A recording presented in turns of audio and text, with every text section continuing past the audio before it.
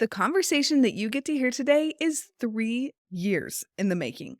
I've asked the Popcast team for an interview since I started the Friendly Podcast Guide 3 years ago, and it finally happened. So excited for you to finally hear it. Hi, I'm Andy Smiley, your Friendly Podcast Guide. I help you start and launch a podcast that is fun and fulfilling without burning you out. Whether you're just starting or a few years in, I share tips, stories from my own journey, and insights from podcasters I admire. In this episode, I'm sharing my delightful conversation with Jamie B. Golden, one of the hosts of my favorite podcast, the Popcast with Knox and Jamie. I know that Jamie gives a lot of really awesome insights and advice during our conversation, and I know that that can be a little overwhelming. So, at the end of the episode, if you only have the capacity to implement one thing, I'll tell you what that one thing should be, so you don't feel overwhelmed trying to figure out where to start. But before I introduce you to Jamie, I want to take a second to tell you about my podcast Jumpstart sessions. So you've been thinking about starting a podcast, but every time you think about actually starting, questions pop up. What mic do I need? How do I get my show on Apple Podcasts? What if I start and then get overwhelmed? I get it. Podcasting can feel really overwhelming, but that's exactly why I do free 30-minute podcast jumpstart sessions. It's just you and me on a call, chatting through your questions and figuring out what's actually holding you back.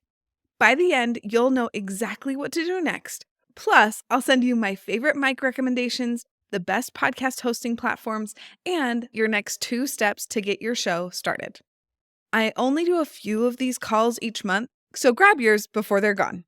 Go to the link in the show notes to book your free podcast jumpstart session. Let's make this podcast happen.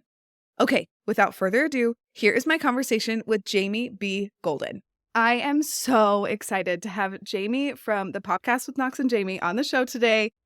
Oh my gosh, I'm so excited. I'm a little nervous, but Jamie told me I didn't have to be, so I'm going to try to not be. Yeah, no, don't be nervous. Listen, the bar is so low. I've been podcasting for over a decade, and I do not know how to edit audio. I've never had to learn because there's just 7 people at our company that can do it. And so that's not a person you need to be nervous about. Like, you know what I mean? She doesn't have any skills. I mean, you have plenty of skills. You're solid. Okay, so I know you very well because I am a super fan of the podcast, but my listeners might not. So to get to know you a little bit better, I have a couple of questions for you. Okay, please. The first one is, what's the last podcast you listened to for you? Not for research, not for like podcast stuff, just for you. So it was this morning, and I listened to Search Engine by PJ Vogt, and it's a podcast that's all about questions that people have on the internet. And sometimes it's about the internet. It often is about the internet. So like today, the question was, what happens when a cemetery goes out of business? That was the episode I listened to today. And it was just talking about like the history of like where we go when we die, like physically, where not like what happens after, but like where do we go when we die? And I love it. And PJ Vogt, he asked lots of weird, like one of his episodes was, why is the pool at Buckingham Palace a secret? And he just like they went to England and tried to figure out like, what's the deal with this? So it's random deep dives into very niche things that you normally would never think about. Yeah. It's almost like one of those images on a sidebar of a website. You'd be like, I do want to know the answer to that question. And he does it in an hour form, about once a week. So I love that. Oh my gosh. Maybe I've heard of that podcast, but I don't remember right now. And that sounds fascinating. I'm definitely adding it to my list. He makes great audio. He's really good. And that always helps. So yes. I love that. Okay. I'm definitely adding it to my list. And I'll put it in the show notes so that all of you don't have to search for it. I'll just put it there for you. Okay, the second question is, what's a simple life hack that's making your life better right now? Okay, so I have ADHD, and I am currently unmedicated, and I'm very pro medication. But I have a therapist who helps me, but also I have a life that's pretty conducive because I have a schedule that will like allow me to work when the mood is right, and I can kind of push through, even though it's a full-time job. And I'm working from home today as I'm recording with you, and so. But one of the things that I love, and I think these benefits everybody, are timers. And so there are great timers on Amazon, not just like a turn the dial timer. You can have that. And they have those where a pizza appears when you turn the dial. Obviously, that would be amazing. But I Yep. have what's called a multi-sided timer that just based on what I need. So it'll have 5 minutes up to 90 minutes, but it's like, do you need 25? You need 10? So it's really quick. I don't have to think through. I know that might sound silly, but I have time blindness, which means there is no concept of like, what time is it now? How much time has passed? And it's very common for people with ADHD. And so when you're doing a business and you're on a schedule and you have a recording deadline or you have whatever the work requires, it's nice because I'm very competitive. So I'll just set a little timer of 15 minutes and be like, how much can I get done in 15 minutes? And that works for me. That's a life hack that actually keeps me as productive as I could possibly be, for sure. Totally. Okay. And that's really pretty too. Like, that's a pretty timer. I know. So it's not like those like kitchen timers that have a rooster on it. Although Right. to each Right. their own, right? It's casual. It's very subtle. It's like, oh, is that a medical device? No, it's just a pretty tchotchke she got at a rest stop. So, Totally. Okay. You've convinced me. I think I'm going to go buy one because okay, that's good. cute. I love that. Truly, that question is kind of almost more for me. Like, I love to What? hear what you guys What's like, the what all point of of my having a people do. podcast if you can't collect life hacks for yourself? That's the whole I purpose. mean, Yeah. yeah, it's kind of the best. So Yeah. here we are. Okay, now we get to dive into the podcast, which is truly one of my very favorite podcasts. I found podcasts right after my son was born 7 years ago, Okay. because I was bored out of my mind with a newborn, and I still had to be with him, but I could Right. listen to something. And so that's when I found the podcast. One of my mom friends was like, "Have you tried this?" And I was like, "No." And then I was hooked for the rest of eternity. And so I've been listening for 7 years, and Oh I my love it gosh. so Thank you. much. Thank you so much. Listen, we Yes. get a lot of bored moms. Like Yeah, that's a sure. sweet spot for us. Yeah. Because you're just in those late hours at night where you're like, if I had an earbud in, I could be productive during this feeding, or this kid just needs to sit on they got to do tummy time, Oh my and I gosh. can't leave because I don't want them to like face plant. And we're great because like you could listen to like the history of the Roman Empire, Right. or you could listen to us talk about, the Super Bowl, or you could listen to us talk about the Oscars and ridiculous stuff. You also could listen to us talk about, the grossest words in the English language. Oh my Like, gosh, I did just listen to that episode. It was delightful. thank you. Thank you. Yes. Well, and I think when you listen, it's great to learn while listening to podcasts. Like, Sure. there is a time for that, but you usually do not laugh nearly as much listening to a history podcast as you do listening to the podcast. And we all need to laugh to be healthy. So, Yes, it's critical. yes, exactly. Okay, so that's a little bit about my love of the podcast. What is your favorite part about creating the podcast? So we've been making it since 2013, which is a long time. And Knox, who is my business partner and my co-host on the podcast, he is so different from me in the sense that he is very esoteric and very he's quite literate. He's literally an author. He's written 2 books, but he's also very savvy when it comes to a hot take. And I'm more reactionary and just like, which is why I have to be bleeped a lot and censored because I can get too off the rails for sure. But I love being able to talk about something because our tagline, we say we are delightful idiocy. And for me, that's really fun because sometimes you need an outlet. And for our listeners, I think one of the reasons we've been successful is that we don't take it so seriously, but we take their experience seriously. So we want a listener to have a great time and feel like there is an arc to it. I like that we have a rhythm to the work. People can know what to expect. They're like, I know that right now we're going to do an A segment, then we're going to do lights, then we're going to mention Amazon or whatever. And I love that because people can know like, hey, no matter what the topic is, they're going to make sure we have a good time. And I like having a good time. That's one of my favorite things to do. And so to get to do that for a job that actually like pays my mortgage, it could not have worked out better. I love it so much. Yes, I love it too. And it definitely comes through that y'all are having a good time because Yeah. I think when you guys have a good time, it's so much easier for us as listeners to have a good time.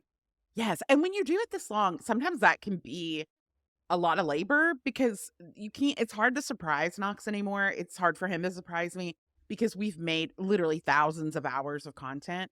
But when we can hit a topic that's just ridiculous enough where we wander off in the best way, and we wander off a lot, and not all of it produces comedy, but when we can, we know that the listeners are going to be all in, and we can tell because that episode, lots of shares, lots of replies, lots of comments.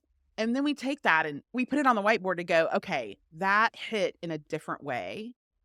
And so, but we also want to make content we like. But I think that's one of, if I were giving tips to, well, I've given tips to lots of people who started podcasts, but one of them is don't do what you like, do what your audience is going to like, that Mm-hmm. fits in with your skills and your talents, whatever that is, because the audience will then prompt you to be excited about the next episode you're going to make because you know that their dialogue is going to be fun because our audience is very smart and funny too. And so it only elevates the experience for us to be like, okay, they love that.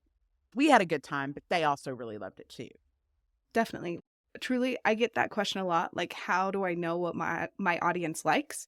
And the best part is just to experiment, try things, and then see Yeah. what hits. And then when that hits, do it again.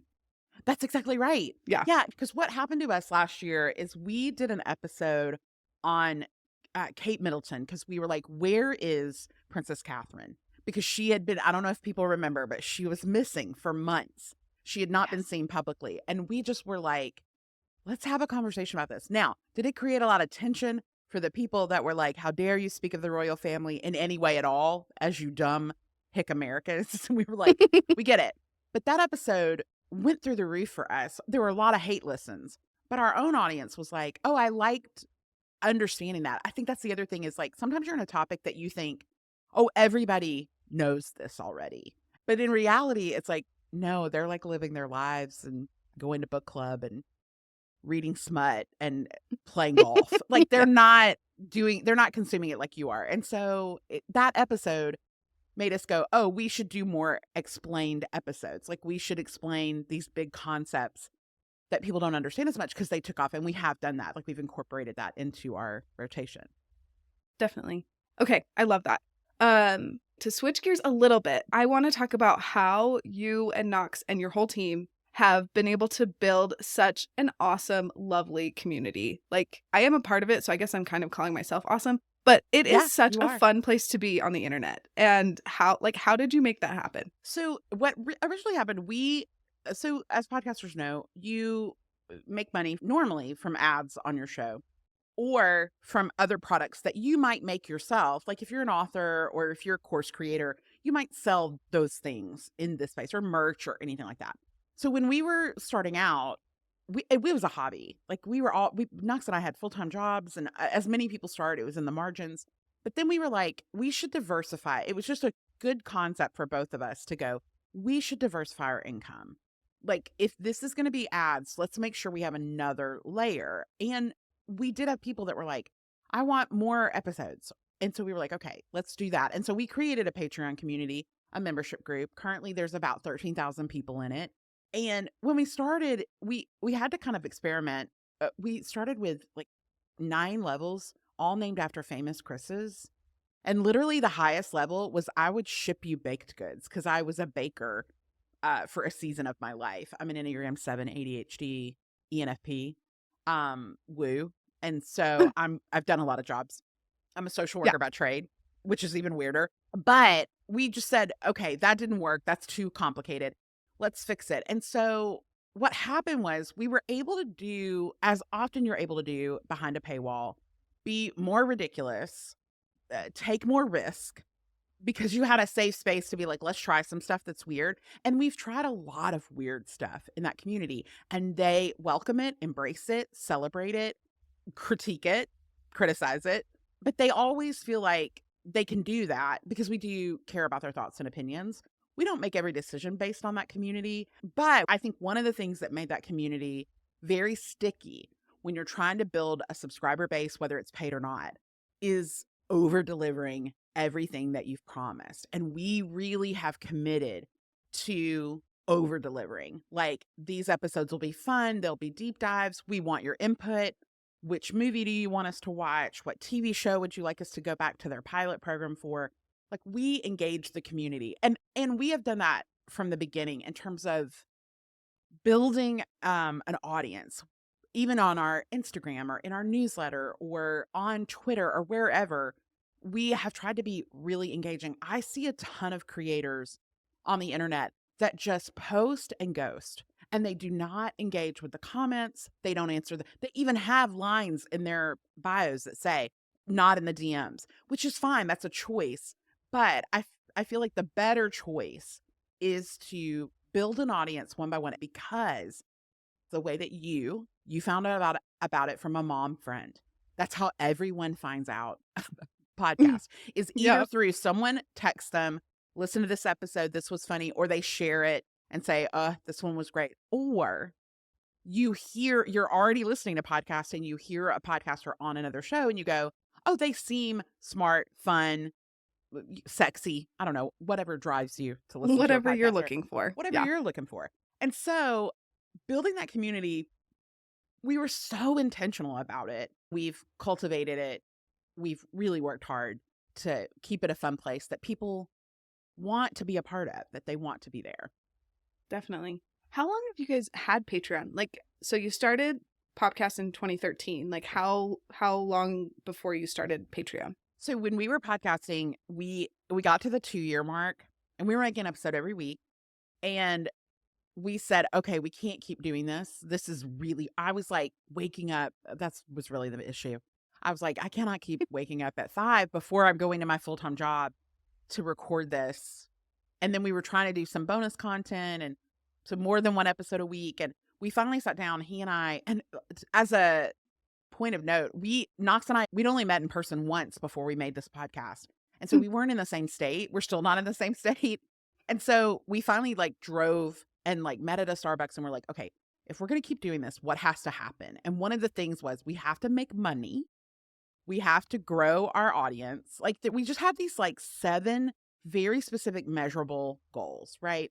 And when we made those goals, one of them was we have to launch a membership. And so we launched that in 2015.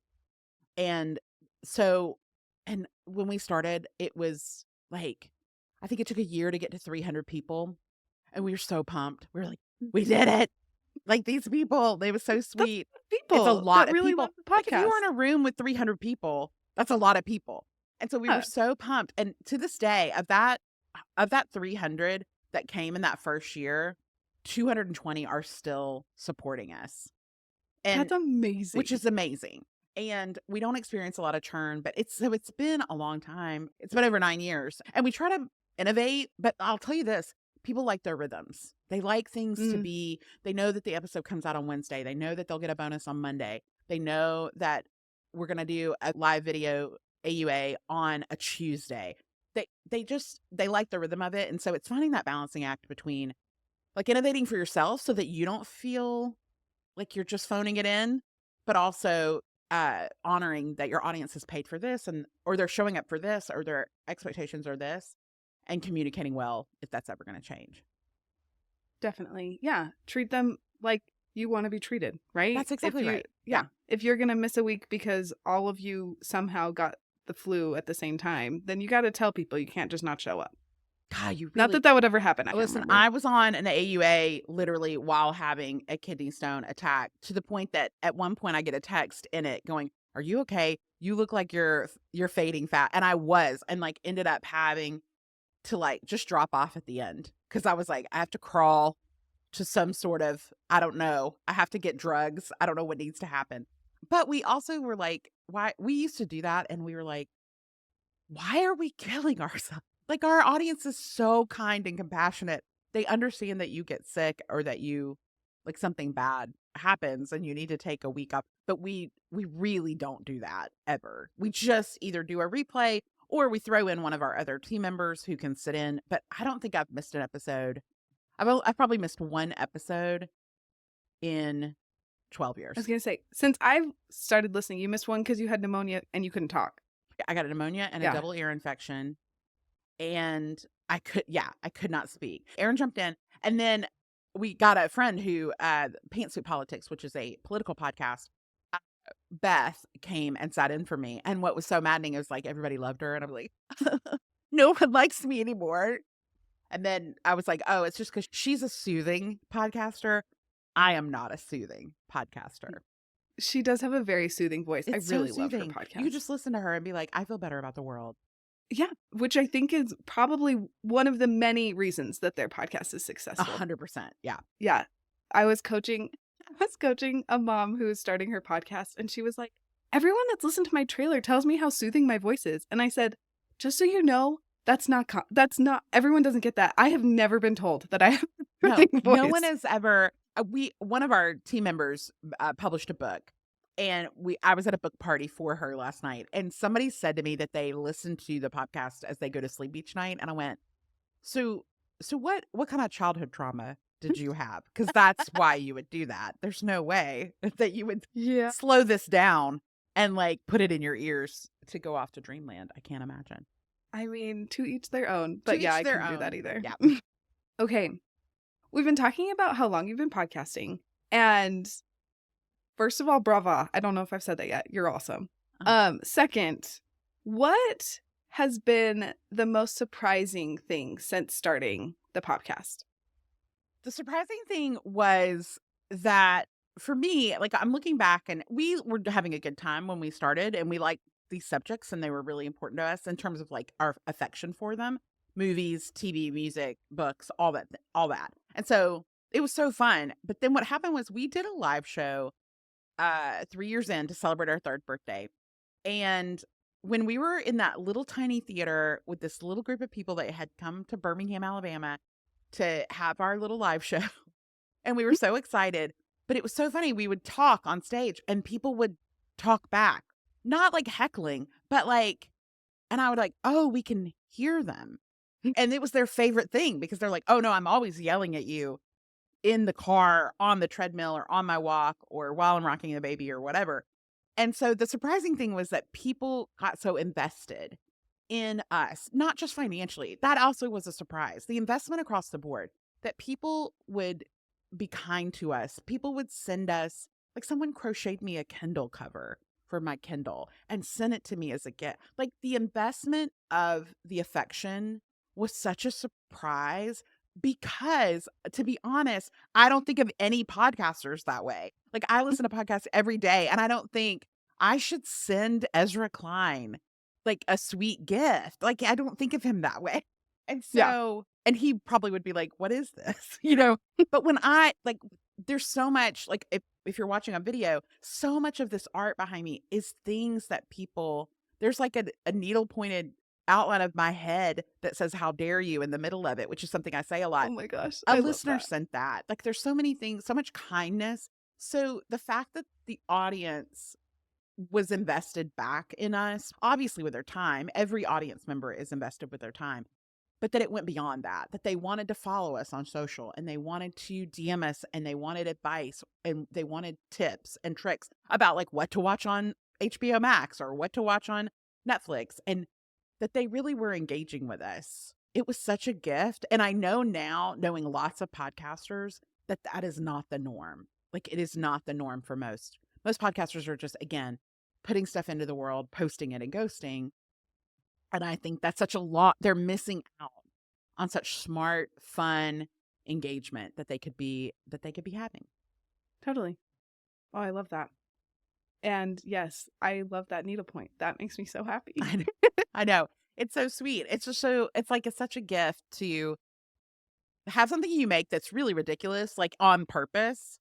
And people can be like, oh, this is important to me. And that's the other thing is I was surprised by how many people over the years, and it happens constantly, it literally happened this week, of people talking about like, we have to drive an hour twice a week for chemo and we listen on the way. I had coffee with 2 sisters yesterday that they said when they moved cross country, they would queue up the episodes and like listen in the 2 separate cars. And then they would stop. They would talk about the episode and that got them across the country. And it was so kind to get to be in people's ears. I'm not hyperbolic about this. It's such an honor to be in people's ears. It's an intimacy that I don't think most people realize because you feel connected to a person who's literally just talking about Wicked, the movie. It's not spiritually life-changing necessarily or emotionally life-changing, but it's a little break from whatever's going on in a person's life that might be heavy. We like to be that light in the midst of that. Definitely. And I think we need to remember that not every podcast is going to be like really educational or life-changing, but that doesn't mean that it's not a good thing to be creating. Yeah. Sometimes when podcasters are starting out, they get too big, they get too vague in what they're going to talk about. They're like, we're just going to chat.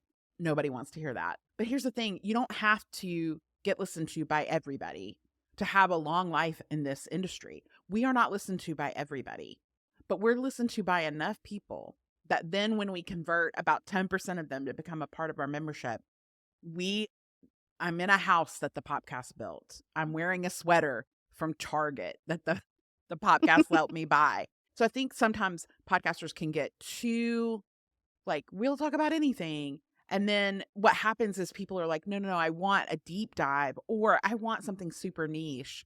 And there are podcasts I like that are just like, so like, they're just podcasts about my neighborhood. And it's like, yes, that's what I want to listen to. Totally. And nobody else is going to listen to that outside of the neighborhood. But it doesn't need to be more than that. Totally. I agree. Okay. As we're wrapping up, I would love for you to give your biggest piece of advice for podcasters. I think my biggest piece of advice is I'm going to cheat and do two. So that's okay. Because I think they're equally important. Consistency is so critical. People love their rhythms. And I think sometimes when podcasters are starting out, they're like, well, I'm just going to do a season of 4 episodes and then I'll come back next year. That audience will have left you. They will not be with you anymore. Being consistent, especially when you're starting out, showing that, hey, I'm showing up, because you cannot ask other people to show up if you are not showing up. And then the other thing is, editing is so critical. It can be difficult for me because I'll have prepared really the history of Dr. Dre and it'll get cut from the episode. But I know that was for the sake of good content. So I'll listen back to clips sometimes and I'll go, oh, that's not how that conversation went at all. It's gotten tightened. It's lean. It's smart. It's quicker. It's so much better. You have to check your boredom. You have to see, am I bored listening back to this? If you are, it's got to go. You have to think about, this is the first time someone's heard us. Like, this is the first episode that they might have ever heard. Let's dress to impress and see if we can't convert them. Because that's what you're trying to do. You're really presenting yourself and going, I hope you like this. And no, they might not. And that's okay too. But maybe they will like it. And then maybe that person will like it so much that for the next 9 years, they'll support you every month financially. That's a big deal. That's a very big deal. Totally. Thank you for sharing. This has been delightful. This has been a delight.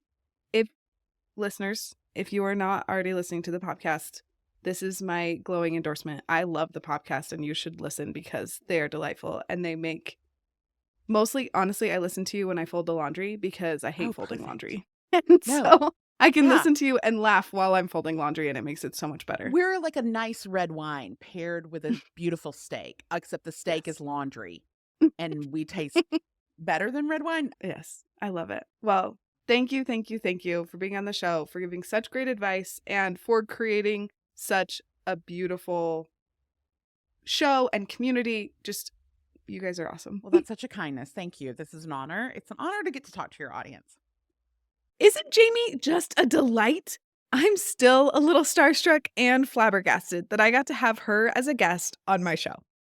There is one thing that Jamie said during our conversation that I want to push back on just a little bit, and that is when she was talking about consistency. Y'all know how I feel about the word consistency when talking about podcasting. It's not my favorite. During our chat, Jamie said that being consistent is one of the best ways to be successful. And then she used the example of someone who put out 4 episodes and then took a year-long break as someone that probably isn't going to be successful in podcasting. I completely agree with her that 4 episodes isn't enough to help people get to know you and recognize your brilliance. And I also totally agree with her that taking a year break between putting out episodes isn't a good idea. But I am a seasonal format girly. And I truly think that it's the best way to create a great podcast that doesn't burn you out. So instead of trying to consistently put out an episode every week, I think the best way to be consistent, quote unquote, is to have a seasonal podcasting schedule that your listeners and you can rely on. Okay, I'm hopping off of my soapbox now. As I'm wrapping up this episode, here's the one thing you should implement in your podcast if you're feeling overwhelmed and not sure where to start. And that is editing. You need to edit out more than you think you should. And I'm not talking about getting rid of all the ums and the pauses. I honestly think you should keep some of those in because that helps the conversation sound way more natural. What I'm talking about is getting rid of anything that isn't moving the conversation forward. My chat with Jamie had so many fun moments in it that I had to cut because they weren't applicable and they were slowing down the energy. So I had to be brutal in my editing to make the best possible episode, even though it felt a little bit like tearing my heart out. There's so many fun moments. Maybe I'll do like an unedited version as like a bonus episode or something because Jamie is just a delight. But for this episode, I wanted to make sure that that energy was there and that only the very best parts were in this episode. So I'm trying to lead by example and show you that we need to be brutal with our editing. Your listeners will thank you and then tell their friends about your awesome show. Will you share this episode with your podcasting friend who needs some podcast inspiration? Jamie will help them get excited about podcasting while giving some great advice along the way.